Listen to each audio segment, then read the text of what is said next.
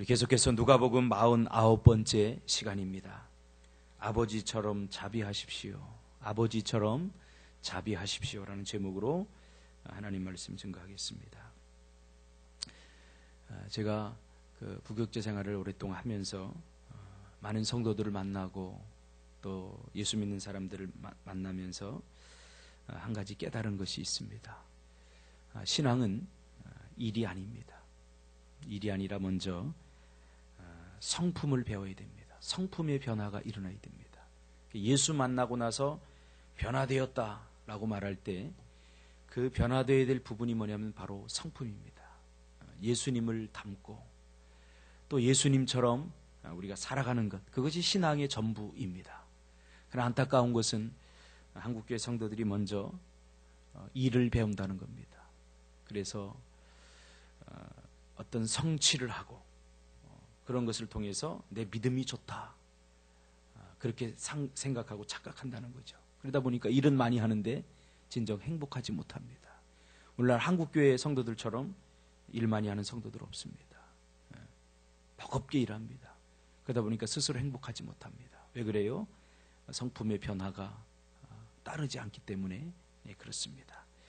예수를 믿는 시간이 많고 또 시간이 많이 지나는데, 그래서 많은 사람들이 예수 믿는 사람들은 뭔가 다르겠지라고 기대를 하는데, 일은 많이 해서 믿음이 좋다라고 착각하는데 성품의 변화가 없기 때문에 오히려 믿음이 좋다라고 하는 사람들이 다른 사람들에게 상처를 주고 아픔을 주는 일이 흔합니다. 왜 그래요? 예수 닮지 못했기 때문에 그렇습니다.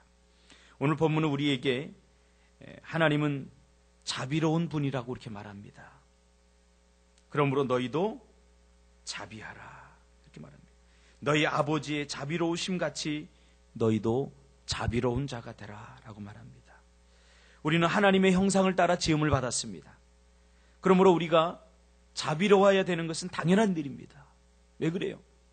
소가 닭을 낳을 수 없고 돼지가 염소를 낳을 수 없듯이 하나님은 우리를 십자가로 낳았습니다. 죽었던 우리를 다시 예수 그리스도의 십자가로 말미암아 새 생명을 얻게 하였습니다. 그러므로 우리는 하나님의 성품, 자비로운 성품을 닮은 것은 당연합니다. 근데 문제가 뭡니까? 하나님은 여전히 자비로우신데 우리는 자비롭지 못하다는 것입니다. 우리는 옹졸하고 우리는 하나님처럼 넓은 사랑을 하지 못합니다. 이것이 문제죠.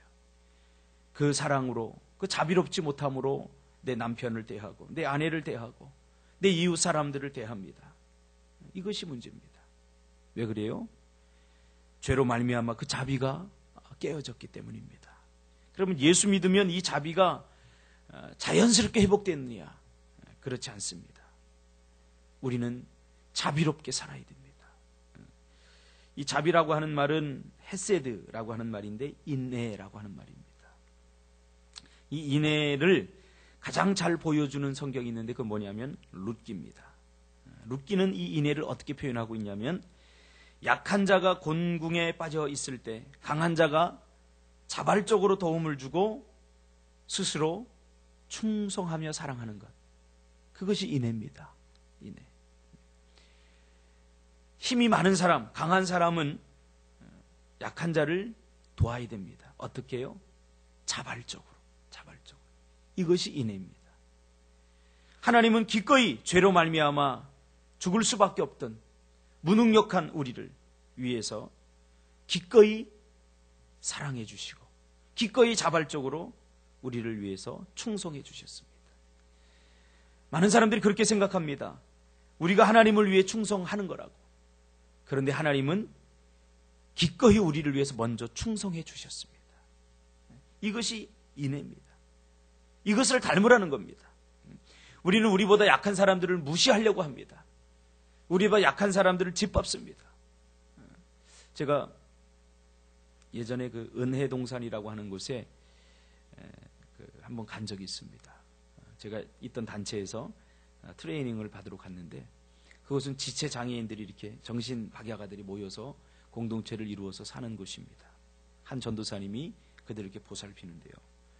한 번 이렇게 갔는데 그 정신 박야가 되는 그 사람이 거기 이렇게 짐승들 이렇게 돌보면서 사는데 멧돼지를 낫으로다가 이렇게 목을 이렇게 잘라놨어요. 보니까 끔찍해요. 다 헐떡거리면서 죽어가요. 평소에는 굉장히 얌전하고 굉장히 이렇게 순수해 보이는 그 사람이 했을 것이라고는 도저히 믿겨지지 않을 정도로 멧돼지의 목을 이렇게 반이나 잘라놨어요. 왜 그러냐? 전도사님께 설명을 해주는데, 이 정신박약아들도 자기들이 무시당하고 또 자기들이 대접받지 못한다는 것을 안다는 거예요. 그래서 그 분노를 풀 수 없으니까 스스로 안에 쌓아놓는다는 거예요. 그러다가 자기보다 못한 대상, 이 짐승, 말 못하는 짐승에게 한 번의 분노가 폭발하면 이거 감당할 수 없을 만큼 이렇게 분노가 폭발한다는 거죠. 그래서 그런 짓을 가끔 이렇게 한다고 그렇게 얘기를 합니다. 우리는 누구를 막론하고 우리보다 못한 사람들을 무시하려고 하는 경향이 있습니다. 그러나 하나님은 우리보다 못한 사람들을, 우리보다 참 낮은 곳에 있는 사람들을 향해서 스스로 자발적으로 충성하라, 그들을 사랑하라 라고 말하죠. 그것이 자비다 라고 말합니다. 그러면 이 자비를 어떻게 보일 것인가? 누가복음 6장 전체가 우리에게 말하고 있죠. 예수님은 자비의 구체적인 모습을 보여주고 있죠. 자비라고 하는 것은 사랑받을 짓을 하지 않는 사람, 즉 미움받을 짓을 하는 사람을 향해서 사랑하라, 이것이 자비다는 거예요. 그래서 어제도 살펴본 것처럼 사랑받을 짓을 하는 사람을 사랑하는 것은 누구나 다 할 수 있다는 거예요. 세상 사람들도 다 할 수 있다는 거예요. 그러나 예수를 따르는 제자들은 미움받을 짓을 하는 사람도 사랑해야 된다는 거예요. 또 선대받을 수 없는 자도 선대하라는 거예요. 대접받을 짓을 하지 않는 사람까지 대접하는 것이 자비라는 거죠. 그리고 무엇인가를 베풀 때는 받기를 기대하지 말고 그냥 주라는 거예요. 이게 자비라는 거예요. 이렇게 살면 망하기 십상이죠. 무시받기 십상이죠.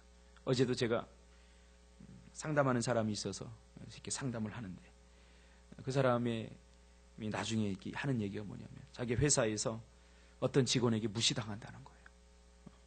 자기는 예수 믿기 때문에 될 수 있으면 참아주고 기다려주고 인내해주고 최대한 좋게 대해주려고 하는데, 이 사람을 가만히 보니까 자기에게 잘해주는 사람을 오히려 무시한다는 거예요.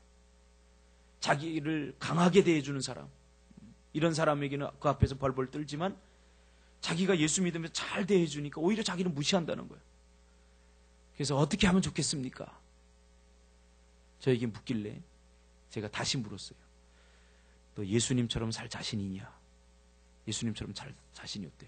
그래서 제가 그래서 확 받아버려라 그랬어요. 확 받아버려라. 너 예수님처럼 살 자신이 없으면서 그 분노를 다 쌓아두면 문제가 되지 않느냐? 한번 확 받아버리고,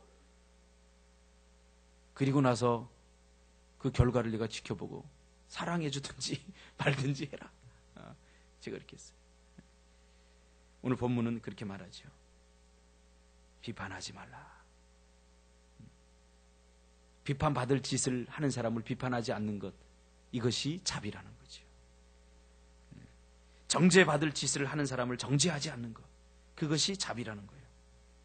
도저히 용서받을 수 없는 짓을 한 사람을 용서하는 것이 자비라는 거죠. 여러분, 이것이 자비입니다. 우리는 예수님의 성품을 닮았기 때문에 충분히 자비할 수 있습니다.